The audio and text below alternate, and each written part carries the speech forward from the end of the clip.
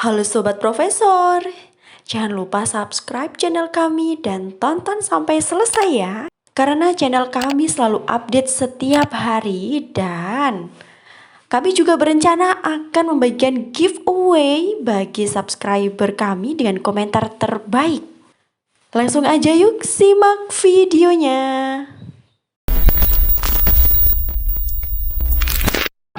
Pandemi membuat banyak pelaku usaha pariwisata gigit jari. Kemenparekraf pun siapkan dana hibah untuk membantu mereka.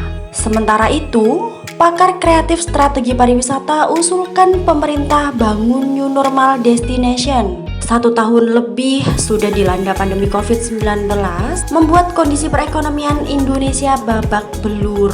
Pertumbuhan ekonomi Indonesia pada kuartal 2 2020 terkontraksi cukup dalam hingga -5,32%. Perhimpunan Hotel Restoran Indonesia mencatat hingga April 2020 total kerugian industri pariwisata hingga mencapai 85,7 triliun. Ribuan hotel dan restoran terpaksa tutup.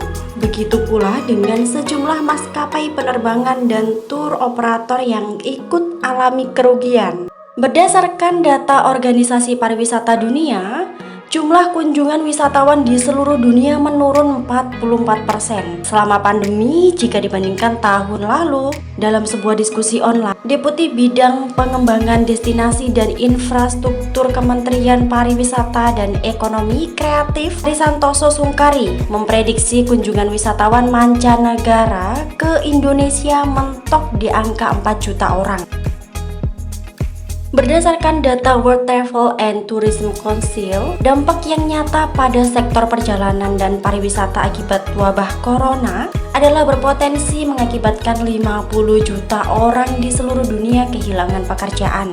Sebagai salah satu sektor yang terdampak langsung pandemi COVID-19, pariwisata mendapatkan bantuan dari pemerintah sebesar 3,8 triliun. Bantuan tersebut masuk dalam kelompok bantuan sektoral kementerian atau lembaga serta Pemda dalam program Pemulihan Ekonomi Nasional 2020. Selain itu, secara umum, pada 17 Mei 2020, pemerintah memberikan insentif pajak kepada 18 sektor usaha, termasuk kepada pelaku sektor pariwisata dan ekonomi kreatif, melalui Permenkeu 44 PMK 03 2020. Insentif pajak yang diberikan terdiri atas insentif PPh pasal 21, PH pasal 22, insentif 30% dari angsuran PPh pasal 25, restitusi PPN, serta intensif pajak UMKM. Industri pariwisata dan ekonomi kreatif yang masuk dalam penerima insentif pajak tersebut adalah penyediaan akomodasi, jasa agen perjalanan wisata, kawasan wisata, jasa biro perjalanan wisata, juga pramuwisata. Dengan memanfaatkan stimulus tersebut, industri pariwisata diharapkan dapat bertahan dan bangkit dalam pandemi COVID-19. Selain itu, Kemenparekraf juga memperlakukan kembali bantuan insentif pemerintah yang sebelumnya telah dijalankan Badan Ekonomi dan Kreatif.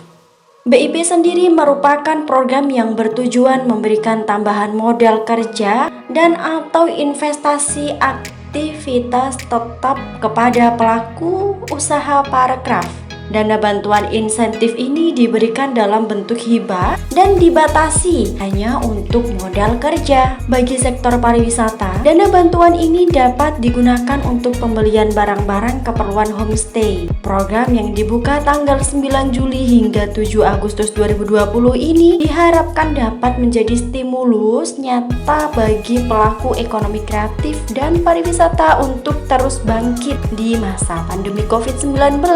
Program lain yang dibuat adalah program bahan lauk siap saji. Program bantuan sosial ini merupakan salah satu program Kemenparekraf dalam upaya mitigasi sektor pariwisata dan ekonomi kreatif pada masa tanggap darurat COVID-19 kepada pelaku wisata dan ekonomi kreatif di seluruh Indonesia.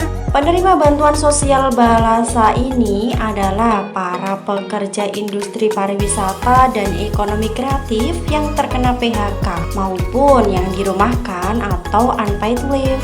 Kemenparekraf bekerja sama dengan Dinas Pariwisata Daerah mendata para pekerja penerima bantuan. Untuk pendistribusian paket Balasa, Kemenparekraf bekerja sama dengan Kepolisian Daerah. Kementerian Pariwisata dan Ekonomi Kreatif siap menerapkan program CHS, Cleanliness, Health and Safety, di setiap destinasi wilayah di Indonesia dan bisnis di sektor pariwisata. Selain itu juga mempromosikan destinasi wisata di Indonesia. Selanjutnya yakni menarik para wisatawan ke Indonesia.